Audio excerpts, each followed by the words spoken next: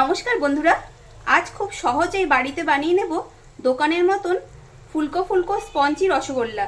দেখে নেওয়া যাক রেসিপি। সবার প্রথমে মিষ্টির রস তৈরি করে নেব, তাই জন্য এখানে কড়াইতে দেব 2 কাপ পরিমাণে চিনি।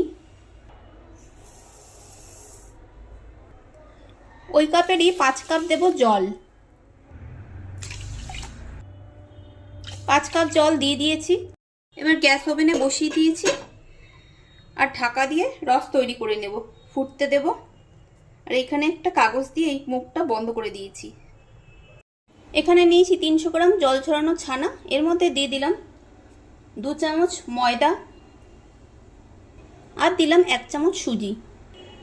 এবার ভালো করে ছানা সফট করে মেখে নেব। 10 থেকে 12 মিনিট সময় ধরে হাতের এখানটা করে দিয়ে দিয়ে ছানা ভালো করে মেখে নেব।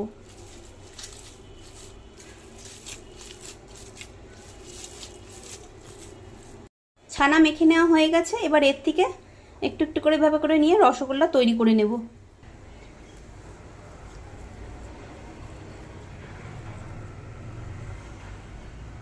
সবগুলো রসগোল্লার বল তৈরি করে নিয়েছি।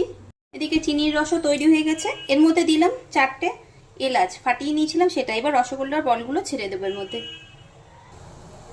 এবারে ঢাকা দিয়ে ফুটতে দেব। 10 থেকে 12 মিনিট মতন ফুটিয়ে নেব। 5 মিনিট পর ঢাকা খুলে নিয়েছি। একটু নেড়ে দেব, আবারও ঢাকা দিয়ে রেখে দেব। এই দেখো রসগোল্লাগুলো তৈরি হয়ে গেছে। কতটা বড় হয়ে ফুলে উঠেছে দেখেছিলেন তো, বলগুলো কত ছোট ছোট নিয়েছিলাম। এবার গ্যাসের ফ্লেম অফ করে কিছুক্ষণ রেখে দেব ঠান্ডা হওয়ার জন্য, তারপর আবার সার্ভ করে নেব।